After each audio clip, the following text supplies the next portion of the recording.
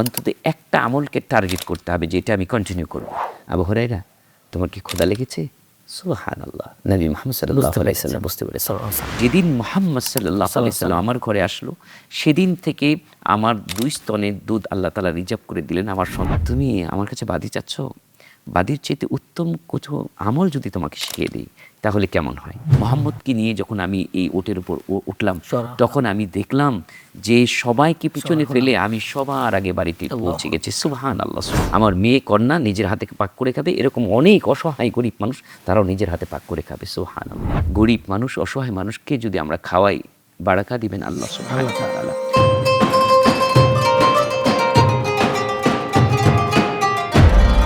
আসসালামু আলাইকুম ওয়া রাহমাতুল্লাহি ওয়া বারাকাতুহু। আলহামদুলিল্লাহি ওয়াহদা ওয়াসসালাতু ওয়াসসালামু আলা আবদিহিল মুস্তাবা আল মুস্তাফা ওয়া আলা আলিহি ওয়া সাহবিহি রাশাদা। প্রিয় দর্শক, রিপ্রেজেন্টস দি ইসলামিক পডকাস্ট সিজন 2 থেকে স্বাগত জানাচ্ছি মাসুম বিল্লাহ বিন রেজা। আজ গেস্ট হিসেবে রয়েছেন বিশিষ্ট ইসলামী চিন্তাবিদ, মিডিয়া ব্যক্তিত্ব হাফেজ শাইখ সরওয়ার হোসাইন। আসসালামু আলাইকুম ওয়া রাহমাতুল্লাহি ওয়া বারাকাতুহু। ওয়া আলাইকুম আসসালাম ওয়া রাহমাতুল্লাহি ওয়া বারাকাতুহু। মোহতারাম, কেমন আছেন সব? আলহামদুলিল্লাহ, আপনি ভালো আছেন? আলহামদুলিল্লাহ, আমি ভালো আছি। মোহতারাম, আজকে শুরুতে যে ঘটনা নিয়ে আমরা কথা বলবো সেটা হচ্ছে আবু হুরায়রা রাদিয়াল্লাহু আনহুর দুধ পানের ঘটনা, সেটা নিয়ে ইনশাআল্লাহ। প্রতিদিনের পুষ্টির চাহিদা পূরণে পরিপূর্ণ আস্থায় আরবি ইউএইচটি মিল্ক, ভালোবাসার বিশুদ্ধতায়। চমৎকার একটি ঘটনা। আসলে আল্লাহ সুবহানাহু ওয়া তাআলা যে বারকা দান করেন সেটা নিজের কানে না শুনলে এটা কিন্তু বোঝার কোনো উপায় নেই। বরকতের মালিক আল্লাহ তাআলা, বরকতের মালিক একমাত্র আল্লাহ তাআলা। তাবারাকাল্লাযী বিয়াদিহিল মুলক। তো সেখানে আবু হুরায়রা রাদিয়াল্লাহু তাআলা আনহু একজন অন্যতম সাহাবী, যার হাদিস গ্রন্থগুলিতে পাতায় পাতায় ওনার কাছ থেকে 4000-এরও বেশি হাদিস বর্ণনা করেছেন। এমনি হয়নি, কারণ তিনি সারাক্ষণ মসজিদে নববীতে তিনি সময় দিয়েছেন, অনেক সময় দিয়েছেন। আহলে সুফফা যারা ত্যাগ স্বীকার করেছেন ইসলামের জন্য, তাদের এখানে থেকেছেন। কিন্তু থাকা অবস্থায় ঘর নাই, বাড়ি নাই, কোথায় খাবে তার অস্তিত্ব নেই। তিনি যখন কোনো হাদিয়া আসতেন, সাদকা আসতেন, গরিব মানুষ হিসাবে সেটা খেতে পারতেন। কিন্তু একদিন এমন হলো, কয়েকদিন হয়ে গেল কোনো খাবারের কোনো ব্যবস্থা নেই। তিনি ক্ষুধার যন্ত্রণায় ছটফট করছেন। নিজের ক্ষুধার অবস্থাটা জানতে পারাটা, মানে এটা কাউকে বোঝানোটা, মানে কারো কাছে কি বলবে এরকম তিনি চিন্তা করতে পারছেন না। মানে এতটা নিজেকে গুটিয়ে রেখেছেন যে আত্মসম্মান বোধ, যে আমি কারো কাছে চেয়ে খাবো এমনটি যেন না হয়। মিসকিনরা যেমন হয়, মিসকিনটা যেরকম হয়। তিনি চিন্তা করছেন কাকে আমার এই কথাটা বোঝানো যায়। তিনি প্রথম আবু বকর সিদ্দিক রাদিয়াল্লাহু তাআলাকে টার্গেট করলেন, ওনার সাথে কিছু মত বিনিময় করলেন, কথা বললেন। কিন্তু তিনি কথার ফাঁকে চিন্তা করেছিলেন হয়তো জিজ্ঞেস করবে যে আপনার চেহারা মলিন, খাবার কি খাননি, এরকম। কিন্তু উনি কথার জবাব দিয়ে চলে গেলেন। তারপরে টার্গেট করলেন হযরত ওমর রাদিয়াল্লাহু তাআলা আনহুকে। তিনি কথার শুনতে শুনতে জবাব দিয়ে চলে গেলেন। এই ঘটনাটা বসে বসে নবী মুহাম্মদ সাল্লাল্লাহু আলাইহি সাল্লাম দেখছেন। যখন সবাই চলে গেল তখন ডাকলেন, আবু হুরায়রা এদিকে আসো। হাসি মুখে জিজ্ঞেস করলেন, আবু হুরায়রা, তোমার কি ক্ষুধা লেগেছে? সুবহানাল্লাহ, নবী মুহাম্মদ সাল্লাল্লাহু আলাইহি সাল্লাম বুঝতে পেরেছেন। আবু হুরায়রা তো খুশি হয়ে গেলেন যে যাক, অন্তত আমার নবী বুঝেছেন আমার কথাটা। তখন বললেন, তুমি চিন্তা করো না, আজকে আমার বাসায় তোমার দাওয়াত। আরো উৎফুল্ল হয়ে গেলেন, এখনই চলো। তিনি চলে গেলেন। বাসায় ঢোকার আগে পারমিশন নিলেন, ঢুকলেন এবং ফ্লোরে বসে নবী মুহাম্মদ সাল্লাল্লাহু আলাইহি সাল্লাম জিজ্ঞেস করছেন বাড়ির ভিতরে যারা, কি আজকে কোনো খাবার টাবার আছে গো, আমাদের জন্য কি খাবার তোমরা দিতে পারবে? তখন ভিতর থেকে বলা হলো, আজকে এক পেয়ালা দুধ আমাদের ঘরে আছে আপ্যায়ন করার মতো। তখন জিজ্ঞেস করলেন, আচ্ছা এই দুধটা কি সদকা না হাদিয়া? মানে সদকা যদি হয় সেটা হচ্ছে নির্দিষ্ট গরিব মানুষের জন্য, কিন্তু নবী মুহাম্মদ সাল্লাল্লাহু আলাইহি সাল্লাম পরিবারের জন্য এটা হারাম, সদকা খাওয়া হারাম। তখন বলা হলো, না ইয়া রাসূলুল্লাহ, এটা হাদিয়া, কেউ হাদিয়া দিয়েছেন। তখন আবু হুরায়রা খুশি হয়ে গেলেন যে আমরা খেতে পারবো, সবাই, নবীও খেতে পারবেন, আমিও খেতে পারবো। কিন্তু নবী মুহাম্মদ সাল্লাল্লাহু আলাইহি সাল্লাম আবু হুরায়রাকে না বলে বললেন, আবু হুরায়রা কাজ করো, তোমার মতো অনেক দারিদ্র লোক ওখানে বসে আছে, আহলে সুফফাদের, সবাইকে দাওয়াত দাও। সুবহানাল্লাহ, সবাইকে গিয়ে দাওয়াত দিলেন। তিনি প্রশ্ন করলেন না যে এক পেয়ালা দুধ, নবী বলেছেন ব্যাস, তিনি দৌড়ে চলে গেলেন। কয়জনের হবে খাবার? হ্যাঁ, কয়জন, প্রশ্নই করেননি। তিনি চলে আসলেন, সবাই চলে আসে, সবাই ফ্লোরে বসলেন। তখন আবু হুরায়রা চিন্তা করছেন, মনে হয় ওনাকে বলবেন তুমি খাওয়া শুরু করো, কিন্তু না বললেন না। আবু হুরায়রা শাহিদারি করো, মানে খাওয়াও, সবাইকে খাওয়াও। তিনি এক পেয়ালা দুধ নিয়ে কনফিউজে পড়ে গেলেন যে এটা কি করা যায়। তো প্রথম জনকে দিলেন, তিনি বিসমিল্লাহ করে শুরু টান দিলেন, মনে করেছেন শেষ হয়ে যাবে। যখন পেয়ালা সোজা করলেন দেখলেন যতটুকু ছিল ততটুকু একটু কমে নাই। সুবহানাল্লাহ। তিনি অবাক হয়ে সবাইকে যখন শেষ করলেন, সবাই পেট ভরে খেলো, তারপর পেয়ালার দুধ কমে নাই, সুবহানাল্লাহ। এখন চিন্তা করছে যে আল্লাহু আকবার, এখন তো আমার আর নবীর পালা। তখন রাসূল করিম সাল্লাল্লাহু আলাইহি সাল্লাম হচ্ছেন মেজবান, বাড়িওয়ালা। জি। তিনি আগে খাবেন না। তিনি বলছেন, আবু মেহমানকে হুরায়রা খাওয়াবেন। এখন তুমি পান করা শুরু করো। আবু হুরায়রা রাদিয়াল্লাহু তাআলা অনুমতি পেয়ে পান করছেন, কিন্তু মনে মনে চিন্তা করছেন, সুবহানাল্লাহ, আমি যদি এখন ভালো করে টান দিই, যদি শেষ হয়ে যায়, আমার নবী তো না খেয়ে থাকবে, পরিবার না খেয়ে থাকবে। আল্লাহু আকবার। তিনি ইতস্তত বোধ করে টানছেন আস্তে, আস্তে।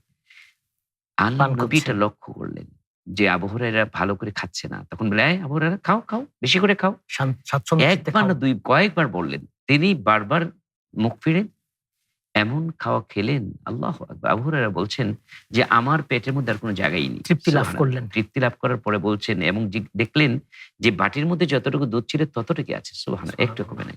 তখন নবী মুহাম্মদ সাল্লাল্লাহু আলাইহি ওয়াসাল্লাম খেলেন। এই যে ঘটনা, এই ঘটনা থেকে কয়েকটি শিক্ষা। একটা হলো, গরিব মানুষ, অসহায় মানুষকে যদি আমরা খাওয়াই, বারাকা দিবেন আল্লাহ সুবহানাহু ওয়া তাআলা। অনেক সময় আমাদের বাসায় সম্পদ হঠাৎ কমবে করে না। মেহমান নিয়ে আসলে আমাদের যারা গৃহিণী থাকেন তারা কিন্তু সাপোর্ট করে না, যে তোমার মন কি খারাপ আসলে করে। আন্দাজ নেই? তুমি এই দুপুরের লাঞ্চের সময় তুমি একজন মুসাফির নিয়ে আসছো। আমাদের ঘরেই তো আমাদের পাক করা, হিসেব করা পাপ। এখন তাকে কোত্থেকে নিয়ে আসছো? আগে বলা দরকার ছিল না? এরকম। কিন্তু নবী পরিবার কিন্তু এটা বলেননি। বলেছেন, এক পেয়ালা দুধ আছে, আপনি ইচ্ছে করলে মেহমানকে দিতে পারেন, আমাদেরকে রাখতে পারেন। কি পরিবার ছিল, সুবহানাল্লাহ, কি আল্লাহু পরিবার আকবার। ছিল। আল্লাহু আকবার। এবং দেখেন, এই গরিব মানুষকে উসিলায় আল্লাহ তাআলা এত বরকা দিলেন যে সবাই পেট ভরে খেলো, একটু কমে নাই। পরিবারের বাইরে হ্যাঁ, সবাই খেলেন। এটা নবীর হাতের বরকা। সুবহানাল্লাহ। এভাবে করে সুবহানাল্লাহ। যদি আমরা মানে অসহায় মানুষকে, বিপদগ্রস্ত মানুষকে, যারা অসহায় ক্ষুধার্ত মানুষ, তাদেরকে যদি আমরা খাওয়াই, আল্লাহ সুবহানাহু ওয়া তাআলা আমাদেরকে বারাকা দান করবেন ইনশাআল্লাহ। ইনশাআল্লাহ, জাযাকুমুল্লাহ খায়র। সুন্দর বলেছেন। এবারে যেটা জানতে চাইবো যে ফাতেমা রাদিয়াল্লাহু আনহা একজন বাদী চেয়েছিলেন রাসূলুল্লাহ সাল্লাল্লাহু আলাইহি ওয়াসাল্লামের কাছে, কাজের মেয়ে। এটা আল্লাহ জানতে চাইবো। আকবার। আসলে দেখেন, তখনকার যুগে আরবের যখন ইসলামের প্রাথমিক যুগ, তখন কিন্তু একটা কঠিন অবস্থা, বিশেষ করে হিজরতের পরে। হিজরত করে যখন সাহাবায়ে আজমাইন নতুন করে নতুন জীবন শুরু করলেন মদিনাতে। মদিনাতে তাদের কোনো ঘর নাই, বাড়ি নাই, আত্মীয়স্বজন কিছু নাই। আনসার যাদেরকে মদিনাবাসী, তারাই কিন্তু হেল্প করেছেন, জি, সাহায্য জি। করেছেন। তো ফাতেমা রাদিয়াল্লাহু তাআলা আনহার তখন আলী রাদিয়াল্লাহু তাআলা আনহুর সাথে বিয়ে হয়ে গেছে। তাদের যে পরিবার, তাদের পরিবারের মধ্যে কিন্তু অভাব লেগেই থাকতো। তো এমন অবস্থা হলো যে নিজের কাজ নিজেই করতে হতো, এবং তখন কঠিন কাজ। মানে নিজেই জাতা দিয়ে পিষে রুটির গম আটা থেকে আটা বানানো। পিষতে হতো, ওই আটা দিয়ে রুটি বানিয়ে তারপরে খেতে হতো। সেই কত কষ্ট কাজটা তখন করতে ছিল। কত কষ্ট! এই কষ্ট সহ্য করতে না পেরে তিনি জানতেন যুদ্ধলব্ধ কিছু মালের সাথে কিছু বাদীও আসে। তখন তিনি মানে চিন্তা করলেন যে আমার যদি একজন বাদী হতো তাহলে আমার উপকার হতো। এজন্য তিনি এই নিয়ত করে নবী মুহাম্মদ সাল্লাল্লাহু আলাইহি সাল্লাল্লাহু সাল্লামের ঘরে গেলেন। তো সেদিন সেই মুহূর্তে নবী মুহাম্মদ সাল্লাল্লাহু আলাইহি সাল্লাম ঘরে ছিলেন না। আয়েশা রাদিয়াল্লাহু আম্মাজান আয়েশা রাদিয়াল্লাহু আনহাকে পেলেন। জিজ্ঞেস করলেন, "তুমি এই সময় কেন আসলে?" জানতে চাইলেন। তখন তিনি বললেন, "আসলে আব্বু তো নেই। আমি কার কাছে বলি?" "আমার কাছে বলো। তোমার আব্বুর কাছে আমি পৌঁছে দিব। পৌঁছে দিব।" তখন বললেন, "আসলে আমি এসেছিলাম, আমার একজন বাদীর দরকার ছিল। আমার কাজ করতে খুব কষ্ট হয়। তো আব্বাকে যদি বলেন আমাকে একটা বাদী দিতে, তাহলে আমার জন্য হেল্প হয়।" "আচ্ছা, ঠিক আছে, আমি বলে দিব। তুমি চিন্তা করো না, তুমি যাও।" বিদায় দিয়ে দিলেন। নবী মুহাম্মদ সাল্লাল্লাহু আলাইহি সাল্লাম সাল্লাল্লাহু ফিরলেন বাসায়। ঘটনা খুলে বললেন। আল্লাহু আকবার! আল্লাহ নবী তো দেরি করলেন না। শুনি মেয়ের কথা শুনে, আল্লাহু আকবার! এত মহব্বত করতেন, ভালোবাসতেন। চলে গেলেন। গিয়ে দেখেন আলী রাদিয়াল্লাহু তাআলা আনহু এবং ফাতেমা রাদিয়াল্লাহু একসাথে শুয়ে আছে। জি। তিনি ওনাকে দেখে স্বামী স্ত্রী দুজনেই লাফিয়ে উঠতে চাইলেন। আল্লাহ নবী ইশারা দিলেন, "তুমি শুয়ে থাকো।" আরডি নিয়ে এলো আসল ফ্রুট পাল্প দিয়ে তৈরি আরডি ফ্রুট ড্রিঙ্কস, লিচু আর অরেঞ্জের দুটি অসাধারণ ফ্লেভার। আল্লাহর নবী মাঝখানে গিয়ে বসলেন। মাঝখানে গিয়ে বসার সময় আলী রাদিয়াল্লাহু তাআলা আনহু বলছেন যে, আমার নবী মুহাম্মদ সাল্লাল্লাহু আলাইহি সাল্লামের পায়ের সেই ইয়েটা আমি স্পর্শ করলাম। আমার মাঝখানে বসলেন। বসে বললেন, "মা, তুমি আমার কাছে বাদী চাচ্ছ? বাদীর চাইতে উত্তম কিছু আমল যদি তোমাকে শিখিয়ে দিই, তাহলে কেমন হয়?" নবী মুহাম্মদ সাল্লাল্লাহু আলাইহি সাল্লাম এই যখন কথা বললেন, তখন বুঝতে পেরেছেন যে আমাকে বাদী দিবেন না, আমাকে একটা আমল দিবেন। আল্লাহ নবী বললেন, "শোনো মা, তোমাকে একটা আমল শিখাই। এই বাদীর চাইতে বেশি উপকারে আসবে। দুনিয়াতে বাদীর জন্য কিছু হেল্প পাবে। পরকালের জি। জন্য তুমি একটা আমল শিখে নাও। তুমি প্রতি রাতে ঘুমানোর আগে সুবহানাল্লাহ, সুবহানাল্লাহ ৩৩ বার, আলহামদুলিল্লাহ, আলহামদুলিল্লাহ ৩৩ বার, আল্লাহু আকবার, আল্লাহু আকবার ৩৪ বার, এভাবে ৩৩ করে যদি তুমি আমল করো, আল্লাহ সুবহানাহু ওয়া তাআলা এই বাদীর চাইতে বেশি কল্যাণ তোমাদের সংসারে আল্লাহ তাআলা দিয়ে দিবেন।" সুবহানাল্লাহ। সুবহানাল্লাহ। এজন্য আমাদের দুনিয়ার যে চাকচক্য বা দুনিয়ার যে আমাদের যে চাহিদার কোনো শেষ নেই।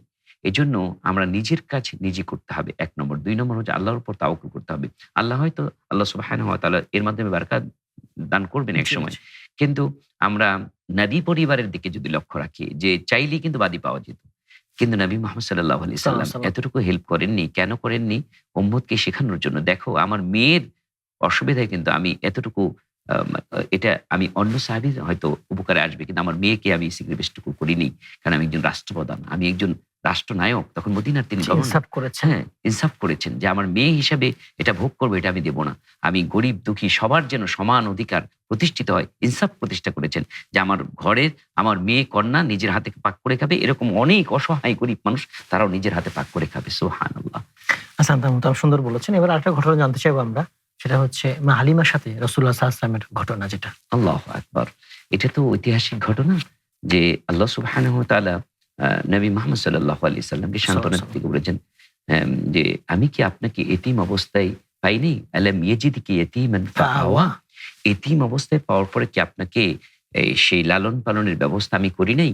এটার তাফসীর কারকগণ এই ঘটনা এনেছেন যে নবী মুহাম্মদ সাল্লাল্লাহু আলাইহি সাল্লাম যখন জন্ম নিলেন মা আমেনা গর্বে, তখন মা আমেনার গর্বে জন্ম নেওয়ার আগেই কিন্তু আব্দুল্লাহ বাবা ইন্তেকাল করেছিলেন, বাবা মারা গিয়েছিলেন। তো সেহেতু মানে বাবা এতিম হিসাবে নবী মুহাম্মদ সাল্লাল্লাহু আলাইহি সাল্লাম জন্মগ্রহণ করলেন। তো আরবের একটা রেওয়াজ ছিল যে মা যাদের শিশু জন্ম হতো তারা ইচ্ছে করলে, যাদের একটু ভালো পজিশন আছে, তারা সন্তানকে অন্যের হাতে তুলে দিতেন এবং তার বিনিময় দিতেন। যাদের সন্তান আছে তাদের দুধ আছে, সেই দুধ বন্টন করে মানে নিজের সন্তানকেও পালবে, অন্যের একটা সন্তানকেও পালবে, দুধ পান করাবে, দুধ মা যাকে বলা হতো। এই রেওয়াজটা ছিল। তখন মক্কায় নবী মুহাম্মদ সাল্লাল্লাহু আলাইহি সাল্লামের পরিবার, নবী জন্মগ্রহণ করেছেন, একটা মৌসুম থাকে যে সবাই বাচ্চা নিতে আসে। তো হালিমা রাদিয়াল্লাহু তাআলা আনহা তিনি তখন তার দুর্দিন চলছে, মানে তার সংসার অভাব অনটন লেগে আছে, স্বামী কাজ নাই, তারপরে তাদের যে ওটের কোনো খাবার নেই, ওট শুকিয়ে গেছে, ওটের বানের মধ্যে দুধ নেই, তারপরে যে তারা যে বাহনে চড়ে সেই বাহনটা দুর্বল হয়ে গেছে, জীর্ণশীর্ণ। এমন অবস্থায় তারা চিন্তা করলো মক্কায় যদি কোনো ধনীর দুলাল পাই তাহলে ওদেরকে নিয়ে এসে, তখন মা হালিমার গর্ভে একটা সন্তান আছে। তো চিন্তা করলেন যে যেহেতু সন্তানের পাশাপাশি দুধের ব্যবস্থা আছে, আল্লাহ তাআলা করেছেন, সন্তান না হলে তো দুধের ব্যবস্থা হয় না মায়েদের। তো চিন্তা করলেন যে এই অবস্থায় যদি মক্কা থেকে কোনো ধনীর দুলাল আমরা নিতে পারি, দুধ পান করানোর একটা চুক্তি করতে পারি, তাহলে দুধ পান করানো হলো, তাদের বিনিময়ে আমি খাদ্য পেলাম, আমাদের সংসার। স্বামীর সাথে পরামর্শ করলেন, একটা কাফেলা সাথে রওনাও হলেন। কিন্তু কাফেলা ফেলে তাদেরকে আগে চলে গেল কাফেলা, ওই যে তাদের ওট যে দুর্বল চলতে পারছে না। তো সবাই আগে গিয়ে সব ধনীর বাচ্চাগুলি সবাই নিয়ে নিয়েছে। ওনারা পরে গিয়ে দেখেন কোনো বাচ্চা নেই, শুধুমাত্র একটা বাচ্চা, যেই বাচ্চাকে সবাই যায় আর জিজ্ঞেস করে বাবাকে, বাবা নেই। তখন সবাই মুখ ফিরিয়ে এতিম বাচ্চা নেই, কেউ করবে না, কারণ নিলে লাভ নেই, বিনিময় পাবে, বিনিময় বেশি পাবে। আল্লাহু আকবার। তখন হালিমা বাবা স্বামীর সাথে পরামর্শ করছে, আচ্ছা আমরা দেখলাম কোনো বাচ্চা নেই, শুধু একটা এতিম বাচ্চা, এটা কি নেব? কি বলো? স্বামী বলছে ঠিক আছে, হতে পারে আল্লাহ তাআলা এটা বরকত দিতে পারে, বারাকা দিতে পারে, শিশু সন্তান, যাও তোমার একটা সন্তান আছে, ওই শিশুটিকে নিয়ে নাও। তখন তিনি হালিমা রাদিয়াল্লাহু তাআলা আনহা তিনি আমেনার কাছে গিয়ে বললেন, মা আপনার সন্তান আমি নিতে চাই। আমেনা তো খুশি হয়ে গেলেন যে কেউ নিতে চাচ্ছে না, রাহমাতাল লিল আলামিনকে নবী মুহাম্মদ সাল্লাল্লাহু আলাইহি ওয়াসাল্লাম হালিমার হাতে তুলে দিলেন। তুলে দেওয়ার পরে যেই রাতে, তখনও কাফেলা রওনা হয়নি, রাত হয়ে গেছে, তিনি তাঁবুতে গেলেন। তাঁবুতে যাওয়ার পরে নবী মুহাম্মদ সাল্লাল্লাহু আলাইহি ওয়াসাল্লামকে কোলে নিয়ে যখন দুধ পান করাচ্ছেন, তখন তিনি টের পেলেন বারাকা কিভাবে আসে। মা হালিমা বলছেন যে আমার শরীর এত শুকনো ছিল, আমার নিজের স্তন দুধ শুকিয়ে গিয়েছিল, এবং আমার যে ঔরস যার সন্তান, তাকে আমি রাত্রে ঘুমাতে পারতাম না, সে কান্না করতো ক্ষুধার যন্ত্রণায়, তার পর্যাপ্ত দুধ ছিল না। কিন্তু যেদিন মুহাম্মদ সাল্লাল্লাহু আলাইহি ওয়াসাল্লাম আমার ঘরে আসলো, সেদিন থেকে আমার 2 স্তনের দুধ আল্লাহ তাআলা রিজার্ভ করে দিলেন। আমার সন্তান এক পান করে, আমার মুহাম্মদ আমার আরেকটা স্তন পাক করে। এবং শুধু তাই না, আমি সকালবেলা লক্ষ্য করলাম যে ওর জীর্ণশীর্ণ ছিল, তার ওলানের মধ্যে দুধ এসে গেছে এবং তার সেই শক্তি ফিরিয়ে পেল। আমি লক্ষ্য করলাম কাফেলা সবাই আমাদেরকে রেখে চলে গেল। আমি চিন্তা করলাম আমি একা পড়ে গেলাম, ঠিক আছে চলো যাই। মুহাম্মদকে নিয়ে যখন আমি এই ওটের উপর উঠলাম, তখন আমি দেখলাম যে সবাইকে পিছনে ফেলে আমি সবার আগে বাড়িতে পৌঁছে গেছি। সুবহানাল্লাহ, সুবহানাল্লাহ। এবং এমন বারাকা আল্লাহ তাআলা দিলেন নবী মুহাম্মদ সাল্লাল্লাহু আলাইহি সাল্লামের উসিলায়, যে এই শিশু উসিলায় আমার যে ওট বা আমার যে অন্যান্য গবাদি পশু ছিল সব তরতাজা হয়ে গেল, এবং তাদের যেখানে খাবার যায় সেখানে তারা খেয়ে পেট ভরে চলে আসে। তো কৃষকরা পর্যন্ত চিন্তা করতো যে হালিমার যে যেখানে চারণভূমি সেখানে তোমরা নিতে পারো না, কিন্তু তারা ঠিকই নিয়ে যায়, কিন্তু সেই বারকা পায় না। এভাবে নবী মুহাম্মদ সাল্লাল্লাহু আলাইহি সাল্লামের উসিলায় মা হালিমার ঘরে আল্লাহ সুবহানাহু ওয়া তাআলা বারকা দান করেছিলেন। কাজী আমাদেরকে বুঝতে হবে যে একদিকে হলে শিশু, এতিম শিশু লালন পালন করলে আল্লাহ তাআলা বারকা দান করেন, এটা হচ্ছে এখানকার শিক্ষা।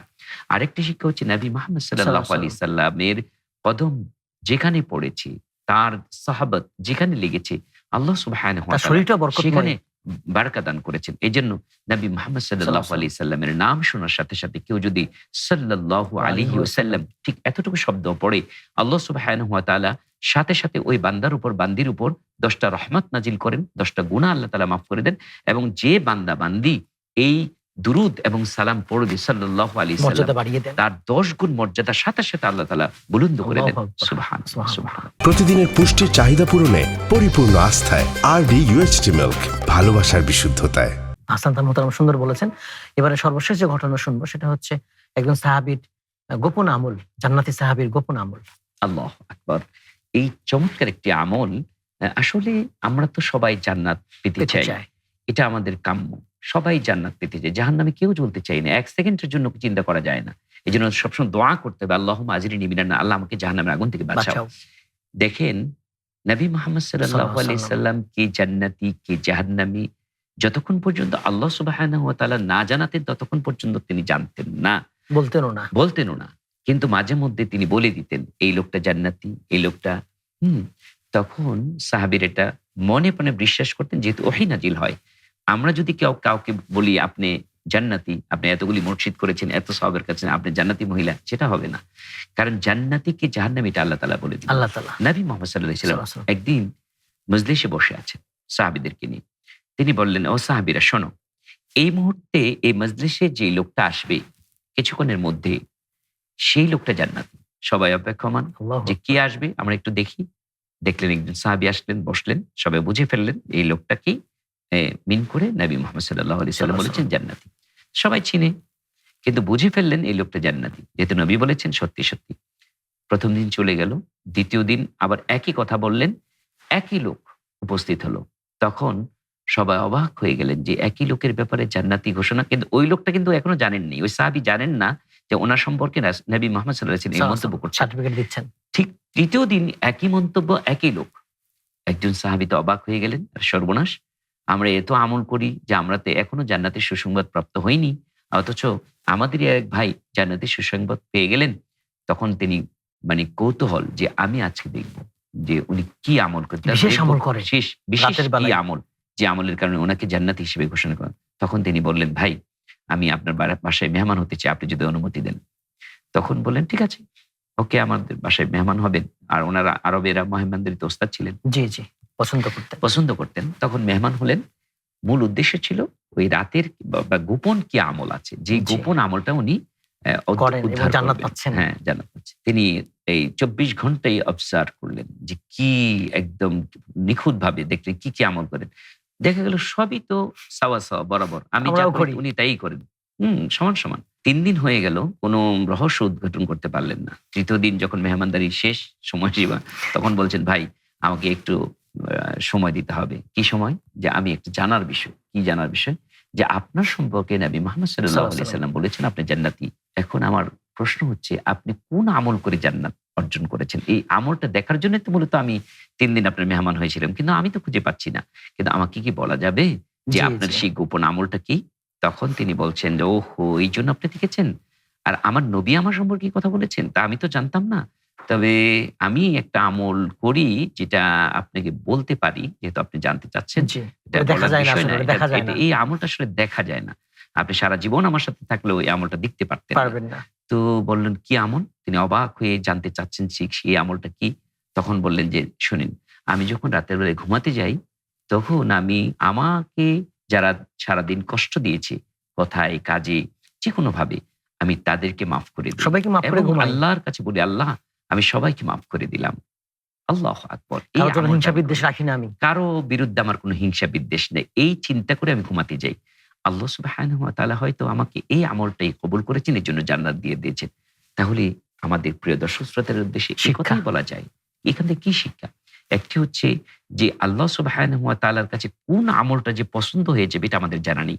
এই জন্য আমাদের প্রতিদিন অন্তত একটা আমলকে টার্গেট করতে হবে যে এটা আমি কন্টিনিউ করব, যে এই আমলটা আমি কন্টিনিউ করে যাব। জি, হতে পারে জি। ছোট্ট একটা আমল, হতে পারে আমি প্রতিদিন 10 টাকা করে দান করব, দান করলাম। হতে পারে আমি কাউকে প্রতিদিন কোনো না কোনো উপকারের কথা বলবো, হ্যাঁ, কাউকে না কাউকে একটা নাসিহামূলক কথা বলবো, জি, উপদেশ এরকম মূলক। হতে পারে। তো হতে পারে আমি প্রতিদিন নবী মুহাম্মদ সাল্লাল্লাহু আলাইহি সাল্লাল্লাহু আলাইহি সাল্লামের কোনো একটা আমল আমি রেগুলার করব। এই আমলের উসিলায় হয়তো আল্লাহ তাআলা আমাদের আরেকটা বিষয় হচ্ছে আমাদের কারো বিরুদ্ধে কোনো হিংসা বিদ্বেষ যদি থাকে, তাহলে আমরা যদি এটা মন থেকে মাফ করে দিতে পারি, এটা হচ্ছে সবচেয়ে বড় আমল। যদি জি। আমাদের এই আমলটা অত্যন্ত কঠিন, আমাকে শয়তান বলবে যে প্রতিশোধ নাও, তুমি মাফ করবে কেন, তুমি তো প্রতিশোধ নেওয়ার মতো আবার ক্ষমতা ধরে রাখো। রাখলে কষ্ট হবে। হ্যাঁ, ধরে রাখা কষ্ট হবে। কাজেই এখানে সবুর করা, কেউ কষ্ট দিলে তাকে মাফ করে দেওয়া, এটা হচ্ছে একটা আল্লাহ শিক্ষা। আমাকে মাফ করে দিবেন। আল্লাহ আমি যদি অন্য মানুষকে মাফ করে দিই, তা আল্লাহ সুবহানাহু ওয়া তাআলা আমার উপর দয়া করবে, আল্লাহ আমাকে মাফ করে দিবেন। এই হচ্ছে এই শিক্ষা। আমিন, আমিন। আল্লাহ তাআলা আমাদের সবাইকে আমলগুলো করার তৌফিক দান করুন। শাইখ, আমিন, আপনাকে অনেক আমিন। ধন্যবাদ আমাদের মূল্যবান সময় দেওয়ার জন্য। আপনাকে ধন্যবাদ। দর্শক, আপনারা এতক্ষণ দেখছিলেন আরডি প্রেজেন্টস দি ইসলামিক পডকাস্ট সিজন 2। আজকে আমরা 4টা ঘটনা নিয়ে কথা বলেছি। অনেকগুলো শিক্ষা রয়েছে, শিক্ষাগুলো আমাদের জীবনে বাস্তবায়ন করব। আল্লাহ তাআলা তৌফিক দান করুন। আমিন।